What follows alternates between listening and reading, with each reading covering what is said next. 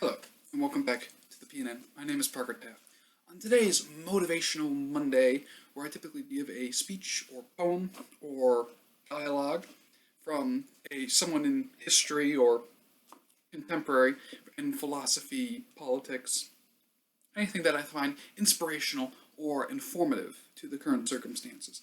And with the 2020 election heating up, no matter which side of the political spectrum you're on, I think that these wise words from Noah Webster, so called because he is considered the founder of American scholarship and is one of the writers of the Merriam-Webster Dictionary.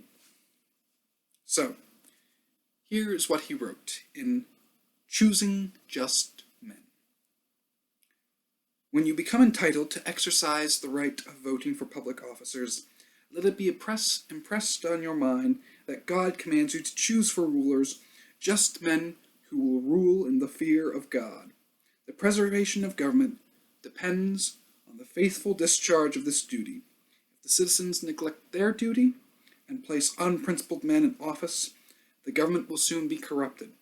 Laws will be made not for the public good, so much as for selfish or local purposes. Corrupt or incompetent men will be appointed to execute the laws. The public revenues will be squandered on unworthy men, and the rights of the citizens will be violated or discarded. If a Republican government fails to secure public prosperity and happiness, it must be because the citizens neglect the divine commands and elect bad men to make and administer their laws. While most people today would not consider God having anything to do in our political lives, it's an important thing to think about, because we're basically voting for our future. And whoever it is, the difference of opinions we may have with them, and the policies they may support or oppose, we must all take a good hard look at our leaders that we elect. And it's not just the President of the United States. We must take a hard, long look at our governors, our senators, our congressmen, all the way down to the president of the local school board and the superintendent.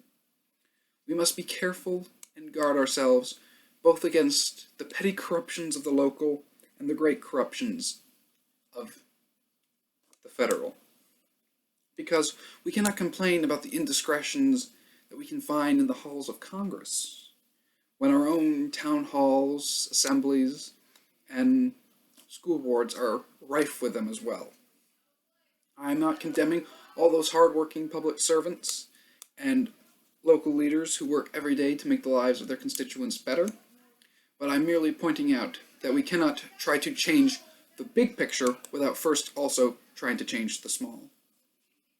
We must start at the local level and work our way up.